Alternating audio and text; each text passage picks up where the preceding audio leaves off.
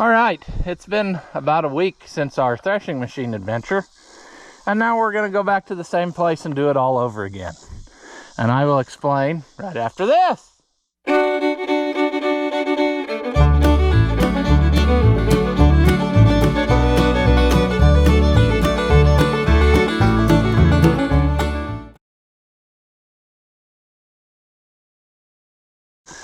Welcome back. If you haven't seen my videos before, I'm Ross the Oliver Man.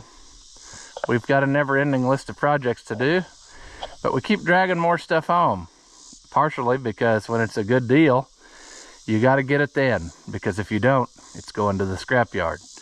And that's kind of what we're doing today. I'm going to go get a binder, which is the thing that you use to cut the wheat, and then you put the bundles in the threshing machine, because they've got one for parts that's identical to the one that I have. Probably nobody knows, unless they've listened to previous videos where I've mentioned it, because it was just before I started YouTubing, but I do have my great-great-grandpa's binder, and it's a John Deere, and it's in excellent working condition. It just needs painted. It's in the shed, and when he was talking about it, he said, I think we got an old binder out in the woods or whatever, and he said, you know, if you want it, you can have it, come get it.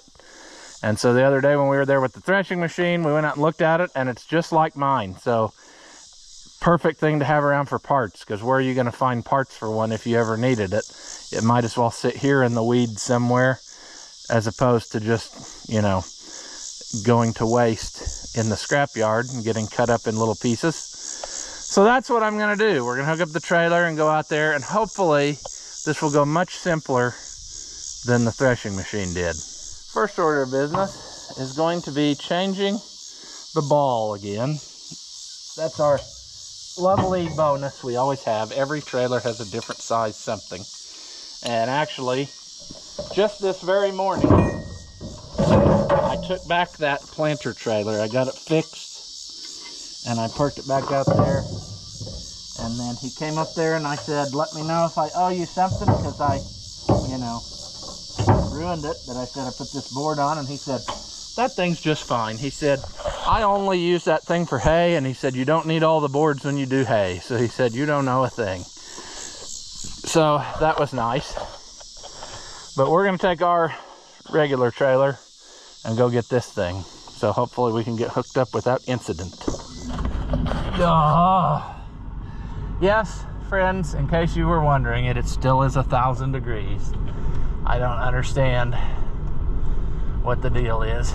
It kind of went away there for 3 or 4 days, and then it's just been miserable ever since. So, also, I have all kinds of crap on that trailer we'll have to put down before we go for real, like boards and ramps, and I don't know. We shouldn't need as much stuff this time as we did the last time. All right, I felt it touch, so let's see. There's that sad sack that we haven't even dived into yet. Yeah, this trailer doesn't really like to be manhandled. Well, I didn't accomplish a thing there, did I?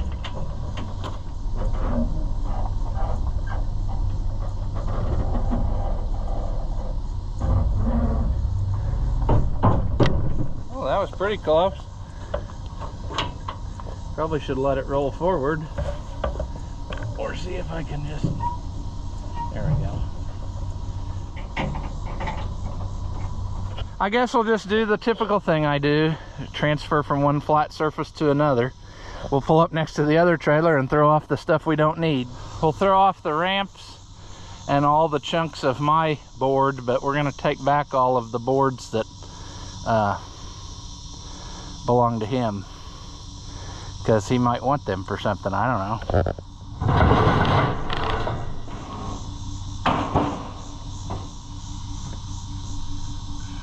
These are his 2 binders and chain. I want to take those back. I might use his chain to throw across these long board. We got to go out and pick up the other two.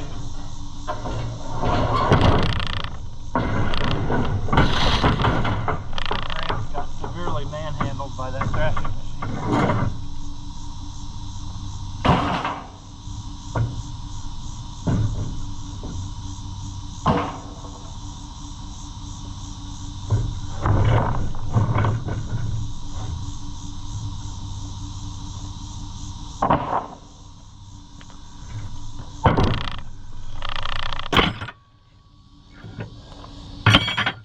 Might actually, some of that stuff doesn't need to ride around.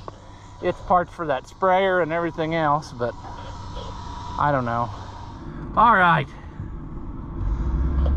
we got it. We're headed out.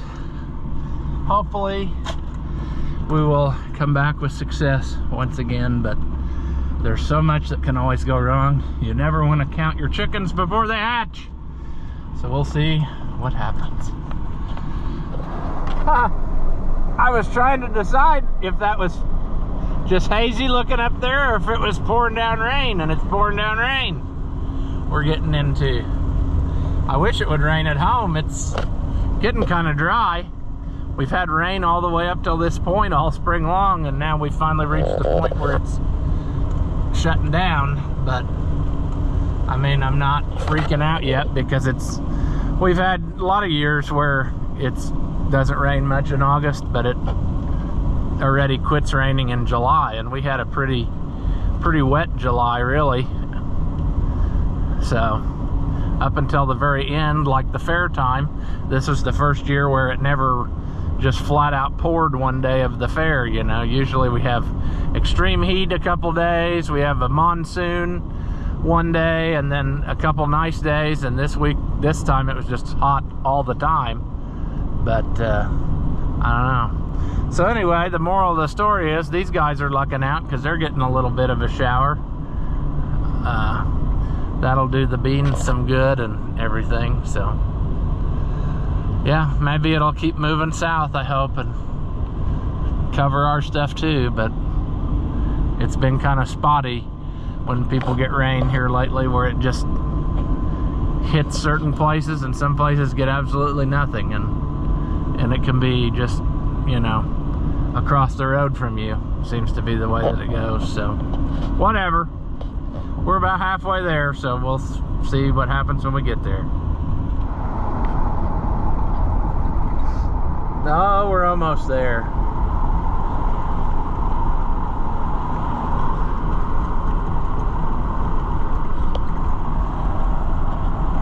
Looks like we lost the car that was behind us too, so that's handy. More auction time treasures. Might have to buy us some of that, I don't know, if it's available. Wouldn't mind having that head cart. Got a lot of heads, no places to go with them.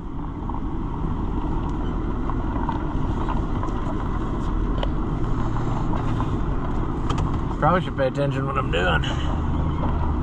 Go throw off all the stuff that belongs to him, lumber wise, and then we'll see where we're at. Oh, I don't know if that was him in the tractor leaving to go get the thing. When we looked at it, it was way down there, so I don't know.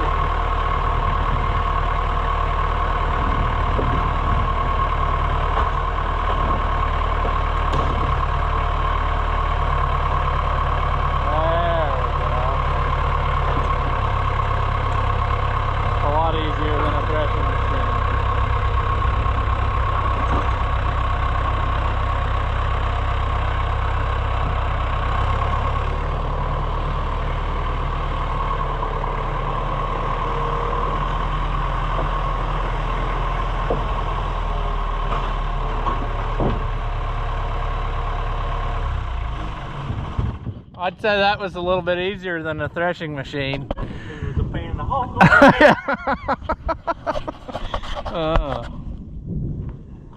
that thing was all the way on the ground back here. I don't know. Somehow I must have got it locked up whenever I carried it up here. Or that oh, the wheel, yeah. If you ratchet it down, I can't remember now. Unless it was just in the dirt that far and I thought it was down. I guess maybe it was. It's about halfway, it looks like, but I don't remember. It's been a long time since I showed all the canvas that I had in there. The wheel that was laying back there. It's even got a little green paint on it. Yeah, it's got green paint over here too. Maybe off my fork. Well, we're rolling along. Anytime he and I sit there and talk, we end up talking for hours, so it's several hours later and we're moving along. And I thought we were not very sketchy, but then I went around one corner and I thought it was going to flip off of there. So it's about equally as sketchy. I mean, we could dump this at any time, but this is light enough that I could probably hook the truck to it and just drag it out of the road and be done with it. And then just drive away and pretend I don't know anything, because is it really worth it? Probably not. So anyway, we'll look at the treasure when we get home, provided we make it there. I don't know, you know, what it'll be. Here we got something going down, which I assume is sod farm. I assume that they're probably stripping up the sod, and that's what that whole thing is about. But there is a sod farm out here that grows quite a bit of sod, if you've never seen that process before. So you can kind of see where it's different color, like they stripped all this off and they've been working their way that way and what have you. So yeah. All right, well, I had to just stop. I should have probably filmed that, but I had to do a chain retightening. When I turned the corner, I noticed that that front chain was not tight anymore for some reason, so I don't know what happened. I'm guessing that's probably why it almost left the chat when we went around that other corner, but I don't really know why the chain loosened up. So hopefully it stays tight now. People on this highway are just bound to go as fast as they can. This person is contemplating passing, which is fine. I'd rather they pass instead of be behind me and cause me trouble. But like how they waited until we got to the solid line part of the road and then they passed. That's smart, you know, real smart. But that is neither here nor there. Let's head on our way and see what happens. Up here is the bottleneck where there's a stoplight on a timer and we got to go through. When I went through with the threshing machine, I think I ticked off the people on the other side, because I have a feeling it probably changed twice while I was going through the thing, because I was creeping along, you know, over all these bumps. But because for some reason we can't make a smooth road transition from road to bridge. It has to always be, you know, teeth jarring for some reason. But at any rate, I'm hoping that this is, you know, gonna ride better on this trailer than that other thing. So we'll see what happens. All right, we've made it back to the field of failure here. And this poor sad sack, you know, it was a working machine, ran when parked, and now look at it. But I'm glad to have it, because like I said, if I would break something on my good one, then what would a guy do, you see? So there's that. This is kind of hard to see how this works because of the way that it is right now. But basically what you've got here is it's made in such a way that you can transport it this way, but then when you get to the field you switch and you pull it this way. That's why your seat is up there as such, you see. And this one's missing that pedal. Anyway, that's a I'm not going to get ADD. I'm going to finish my story now. But anyway, what you would do is, once you get to the field, you switch some stuff around. You would ratchet this big drive wheel down. When you transport it, you would ratchet it up. And then that other wheel fits in here somewhere for transport mode. There's actually be 2 wheels on each side, but you see how that has that ratcheting system, and you'd crank that wheel down, and that's your drive wheel to run the machine, and then you'd have that idler wheel out on the end.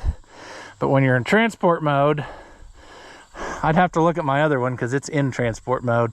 I'm pretty sure it's right there, and then right there on the other side, these wheels would stick in. They have like a nub on them, and you'd stick those in there, and then your tongue would come out here, and it has dolly wheels on it, and they have lost some of the parts of this, so it's not going to ever be functional again, but it is going to be a parts machine, which is good, like I said.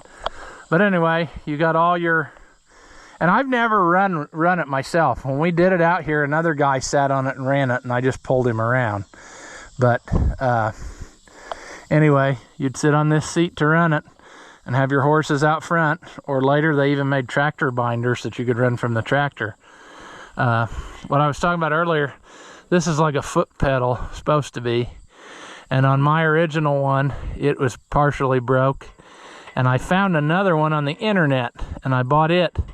And I'm trying to remember where it's at, because Grandpa got all worked up when he saw that I ordered that. And so I don't know if he put it with this or if he's put it in a safe place, and now I have to try to decode where that is and figure out.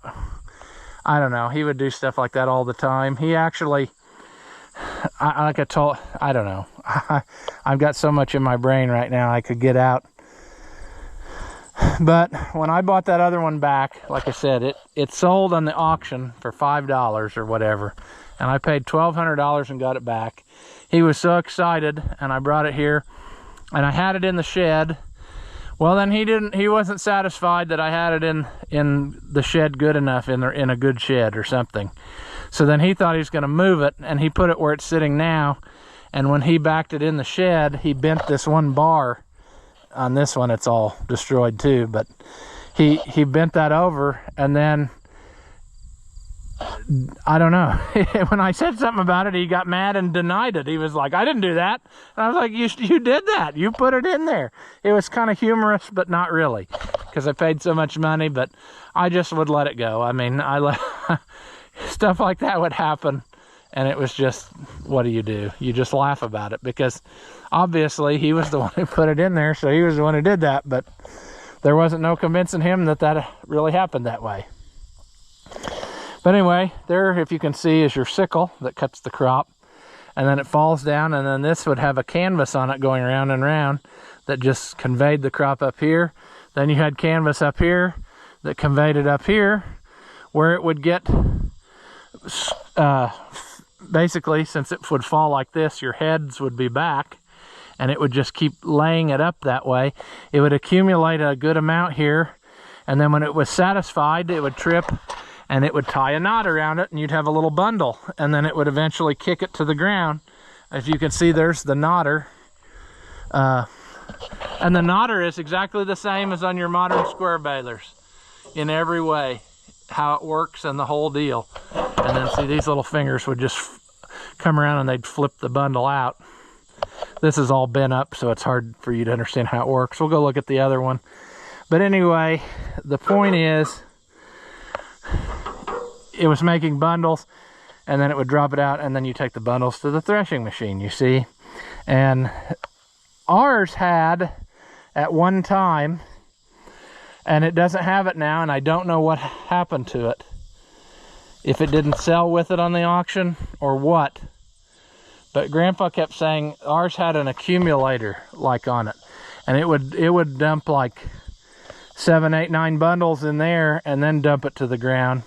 Probably 9, because I think that was what it took to make a shock. They would always get 9 bundles, but it'd flip them into that thing, which is basically like a bunch of fingers, almost like a pitchfork looking thing, and then finally it would trip and dump dump them to the ground. But I don't think I have that. Here's your ratchet to go on here. You'd crank your wheel down. I bet this one doesn't have the crank. We can go look at the other one. It's in the shed. I don't know how much we can get around it. After he bent that, I was royally ticked off, so I just haven't even, I've never moved it since. I've just left it sit there, and I've kept thinking I really need to pull it out and fix what he bent and then put it back in the shed better. So now that we have this in my mind, I might go ahead and do that, but we'll go look at the other one. Yeah, we need to definitely do some tree trimming and stuff because this is getting out of hand. But, you know, the last 5 years, all I've gotten done was taking care of my grandparents while they were dying. So, a lot of stuff got neglected, namely yard work and maintenance and what have you. But this would be a good excuse to dig this out because this ain't doing it no favors, is it? It's getting crapped on by birds and a rose bushes on it, and it's kind of in the dirt, so we need to dig this out. But this was my great-great-grandpa's that he bought brand new, and I want to restore it because when they're restored, they're beautiful. I mean, they're just, I've seen pictures of them and they just wonderful. It's got one broken slat. I need to get that. Maybe I can take one off my parts canvas. And I took the last guys got tired of making wooden things to fix the reel, so they made it out of steel tubing. And then I took some off to fit it in the shed. And then there, you can clearly see the mark on the wall where he drug it in here and then tried to fix it by pulling it back forward. And it just wasn't worth the battle, friends. I knew no matter what, I wasn't going to win that argument, so I just left it go. I bet there's flying creatures in here, and I probably shouldn't do what I want to do, which is take that loose and look in there, because I don't remember what's in there. But, yeah, we need to do some work in this building. But here's our can.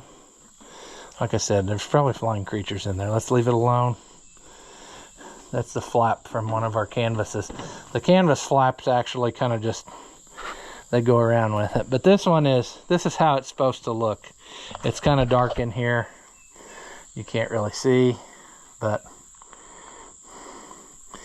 we are going to get this out, and we're going to put it in here more square because it will fit. And then we're going to block it up on so that it won't sink in the dirt. There's my co-op mower that came from another great-grandpa. An E15AS co-op mower. I've cut with it behind the 77 before. Should probably lift that up out of the dirt too when we are working, and cut the tree out of it that's growing up the center, because nature, sure. But yeah, here you can see more of the nodder, just like on your square baler. I mean, works the same. It's even got string across it yet from the last time we used it. It's got these springs to hold your bundle in place, you know.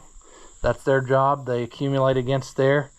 And then, like I said, these will come around and push it off.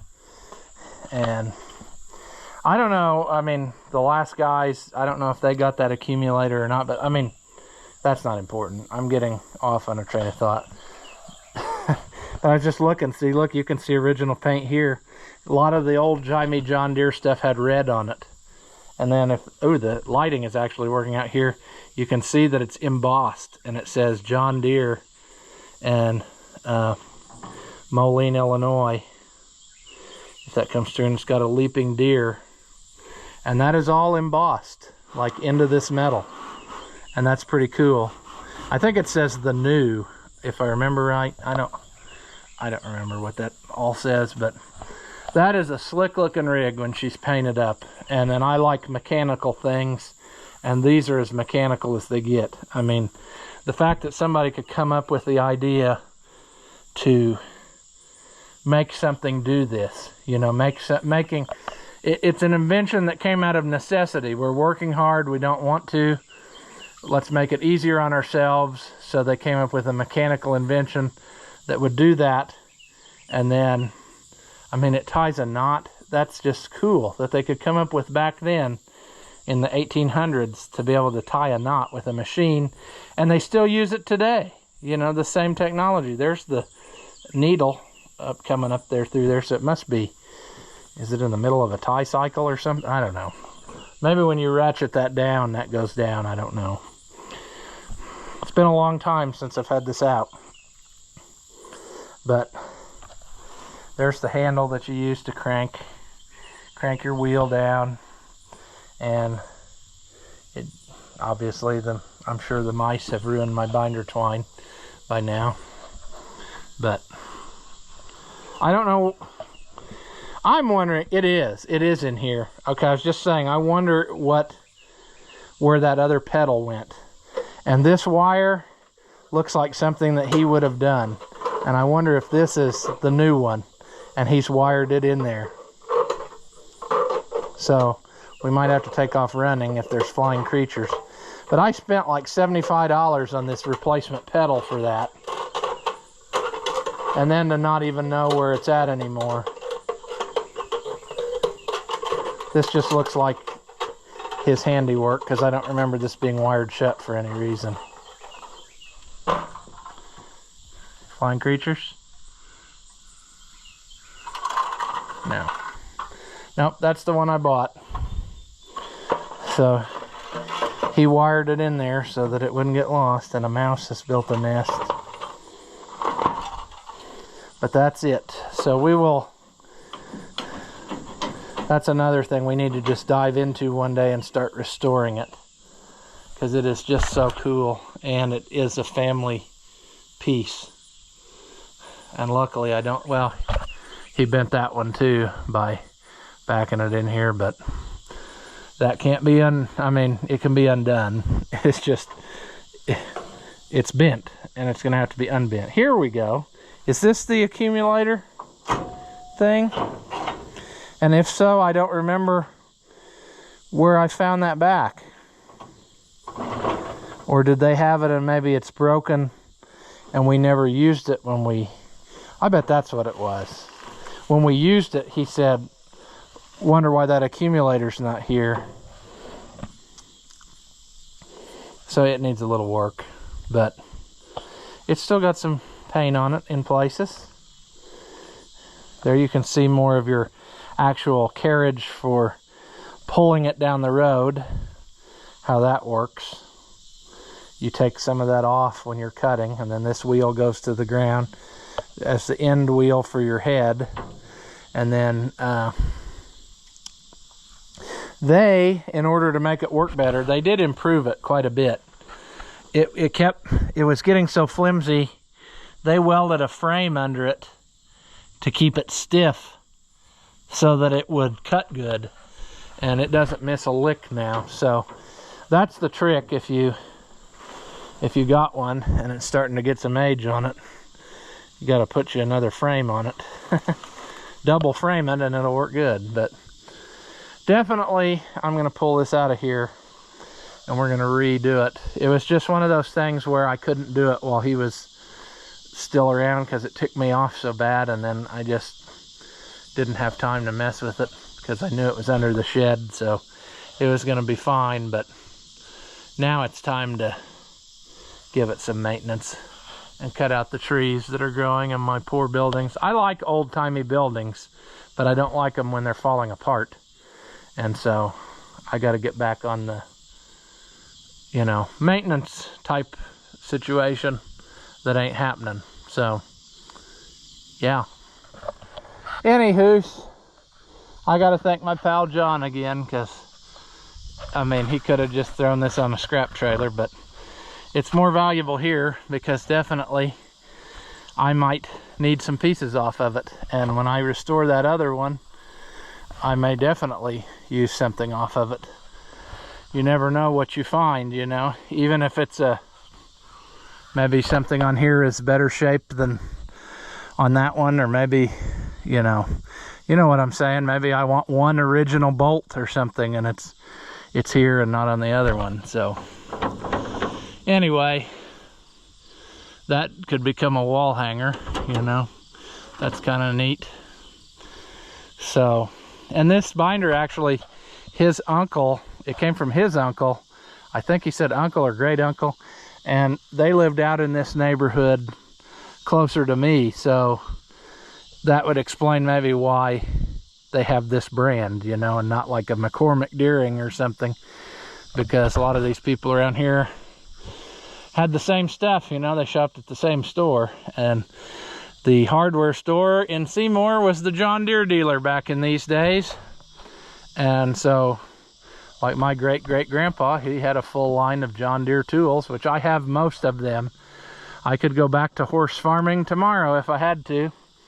The only thing I don't have is, I never got one. I don't have his planter, but I have planters that I could use. I never got his sickle mower, but I have a hay loader and I have a dump rake. I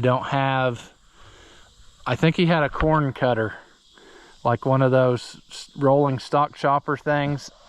I think I remember from his auction, and I don't have that. He had 2 different cultivators, and we bought one on the auction and the other one sold to somebody else.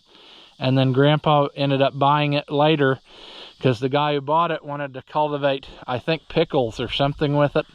And he sawed the tongue off and tried it, and it didn't do what he wanted. So then he got a hold of Grandpa and said, "Do you want to buy this thing?" And Grandpa said, "Yeah." So he gave him his money back, basically. And we restored those when I was a kid and took them to the fair. We painted them green and yellow because we didn't know any better at the time, you know. John Deere was actually probably red and black or something. I mean, there was different colors. They weren't all, it's not like it is today. They used red on a lot of stuff. A lot of farm equipment manufacturers had green and red paint on them just because those were the colors you had. You didn't have infinite paint colors like you do today. You could pretty well get black, white, red, or green. That was your big 4. Maybe orange we'll throw in there because that was a variation of that. Yellow. You know, basically your Roy G. Biv colors, your basic, you know, red, orange, yellow, blue. I don't know, indigo's kind of a stretch, and violet, maybe not so much, but I don't know that there was a lot of blue paint. Well, International used some blue paint on stuff, but yeah, you know what I'm saying. Basic colors were what you had, and that's how she went. So we'll find this place a home to sit.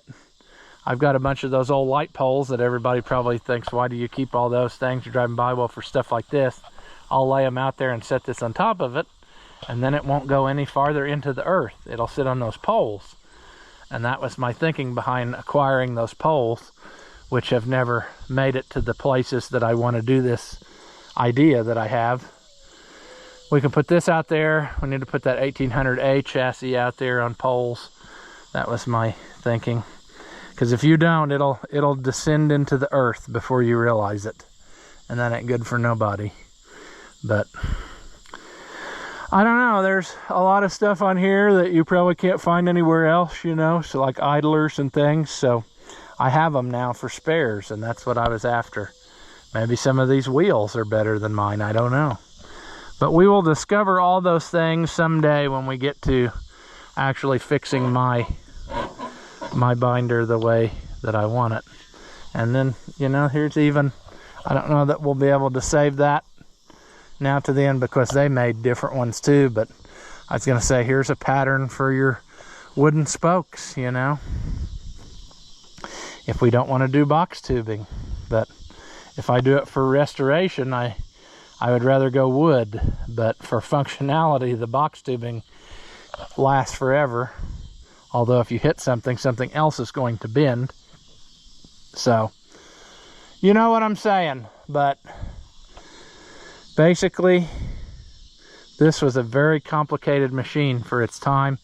I mean, a lot of those old timers were probably like, what is this? Like, how am I going to run this? Look, it's got 4 different levers, a foot pedal. It's got chains, it's got gears, it's got belts and canvas. And I mean, yeah, I mean, it would take them a while to grasp what's going down here, but once they did, it was, oh my goodness, was it so much of a lifesaver or time saver. No more bending down and cutting with the hand sickle, you know. You could just run them in bundles and then stack up bundles and then pitch them on a wagon with a pitchfork and then go over to the threshing machine and live your happy life. So anywho's, that's where we're going to leave this one. Maybe not very exciting, but this is something we talked about for a long time, and I'm glad that I was finally able to go get it, because definitely this is worth it to me to have as insurance on hand, you know, for fixing the other. So yeah, it looks like a pile of garbage, and to most people that's probably exactly what it is, but I bet you if I took it to Amish country I could sell it. They're always at auctions buying old binders that look like crap, and then they fix them up and use them, because this is their farm progress show right here, you know. And this style of binder was fairly refined for what it was, you know. It's more fancy than the early ones, so they probably would be, you know, they'd be covetous of this. They would want it because it's so, you know.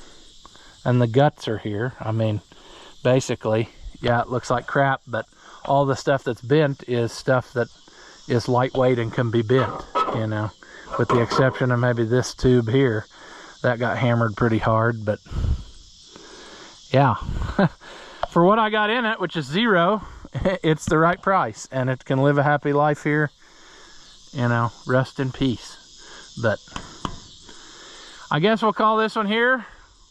Thanks for watching, and I'll see you in the next one.